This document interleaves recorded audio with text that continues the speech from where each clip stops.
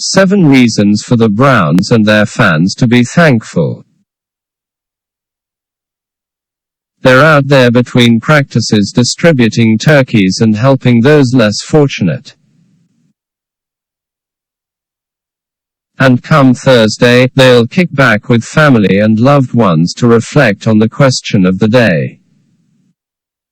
That question being, of course, why do we have to watch the Detroit Lions every year? And while Baker and Myles and Nick banter back and forth about that, here are 7 reasons for the Browns and their fans to be thankful this year. 1. Browns can be thankful for their health. Okay, so limbs are still falling off Baker Mayfield. But Cleveland could have their entire running back contingent and the Week 1 starting offensive line back by Sunday. Kareem Hunt and Jack Conklin were activated Wednesday and returned to practice. Both are expected to be available against the Ravens, meaning the line and backfield are at full strength. Wide receivers Jarvis Landry, knee, Donovan Peoples-Jones, groin, and Anthony Schwartz, concussion, are questionable. But it's not like the Browns are using their wide receivers much anyway. 2. Browns can be thankful for the schedule. Technically speaking, the Cleveland Browns have the league's most difficult schedule from here on out. But there are a few advantages, such as their upcoming home-and-home series against the Ravens. Because it is not a home-and-home to Baltimore. While Cleveland enjoys their bye week between the contests, Baltimore travels to Pittsburgh for another division game. Speaking of which, AFC North teams play 16 of the collective 27 remaining games against each other. And that means the division title is up for grabs, well within reach of even the team sitting in last place. 3. Browns can be thankful for the Guardians. No, we're not talking about the baseball Guardians, nor the roller derby Guardians. We're talking about Nick Chubb's Guardians of the Gateway to a rushing title. Anthony Berry extended both Joel Bitonio and Wyatt Teller a few weeks back. And he structured the deals in such a way as to maintain current spending levels for several seasons. In other words, the players got paid without impacting the Browns' 2022 or 2023 salary caps much. And that means J.C. Tretter and Jack Conklin can probably stick around if they want to be here beyond 2022.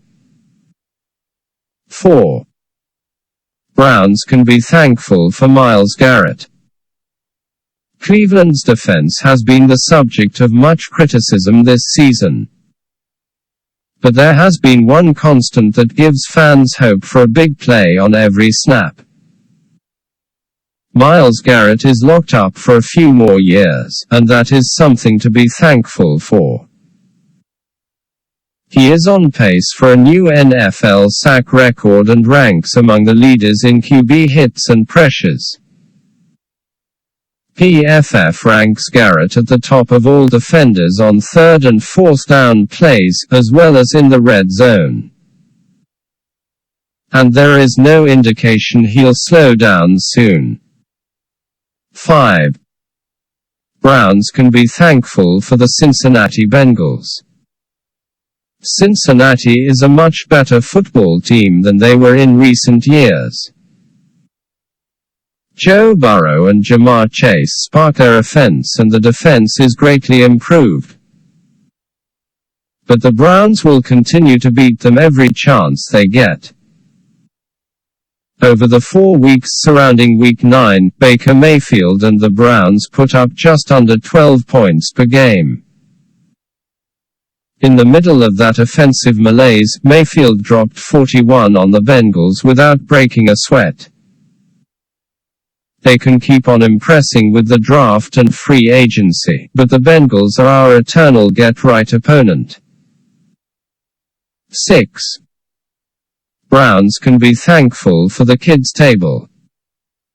Andrew Berry's 2 drafts have been widely lauded with words like steals and sleepers. And a quick glance at the Browns roster bears out those comments. Every player drafted not only holds a spot on the Browns roster, but many play important roles or will play those roles in the near future. Greg Newsome, Jock, Demetric Felton, Donovan Peoples-Jones, Grant Delpit, Jedrick Wills. It is the kind of roster building that sustains teams over a period of time.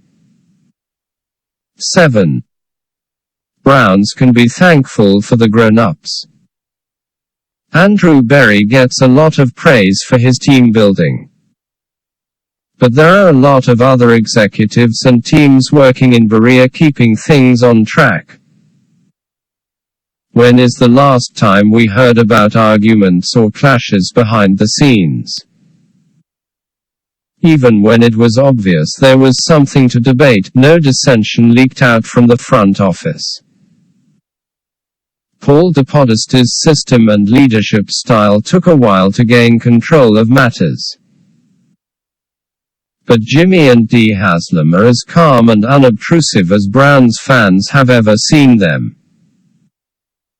And that is something to be thankful for.